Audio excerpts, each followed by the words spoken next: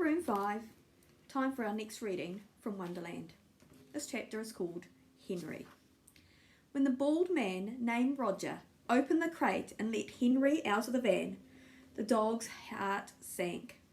Just as he suspected, he was back at Wonderland. Henry didn't understand what was going on in this place where he had lived his whole life. First of all, he wasn't racing anymore. Why? He'd been racing for as long as he could remember, and now he wasn't. Maybe he wasn't quite as fast as he used to be. Maybe that bad hip of his made him limp sometimes. But still, racing is what he'd always done. And now he wasn't. And second of all, he'd been moved out of the kennels where he'd always lived. Now he was in a new building where every few days one of the dogs left and didn't come back. Where were they going? Why weren't they coming back? Maybe something bad was happening to them. Henry felt scared and confused. He was convinced he shouldn't stay here in this new place.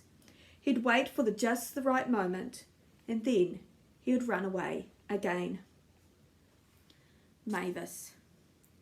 It had been raining for 3 days. Mavis was bored. She and Rose had been to the gatehouse every day. Sometimes the three of them played cards, but most of the time they stared out at the rain, which left little rivers running along the edges of the streets at Magnolia Estates. The heat left the gatehouse windows cloudy with steam and the air smelling like mildew. Mavis couldn't wait until she and Rose went to Wonderland. If only the rain would stop. And speaking of Rose, Mavis could hardly believe that she had convinced Amanda to let them borrow her bike. Such an un-Rose thing to do. But Mavis was a little worried that Rose might change her mind about going to Wonderland. The more it rained, the more Mavis worried. She also worried that if they waited much longer, Henry might be gone. Since he didn't race anymore, would he still be at Wonderland? And if he wasn't, where would he be? Mavis had never been a warrior, but now she was. Not as much as Rose, of course, but still. If only it would stop raining, so she and Rose could go to Wonderland. Rose. Rose had two feelings twirling around together. First of all, she was feeling pretty proud of herself for asking Amanda if she and Mavis could borrow her bike. Maybe she really was getting to be more like Mavis. But twirling around with that feeling was another one.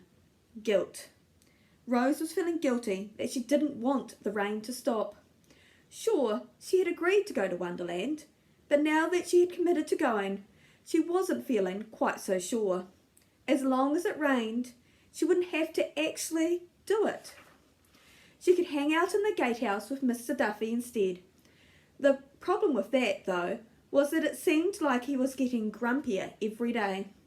When Mildred O'Neens had come to complain about Mr. Duffy letting someone sell magazine subscriptions at Magnolia Estates, he had practically hung up on her.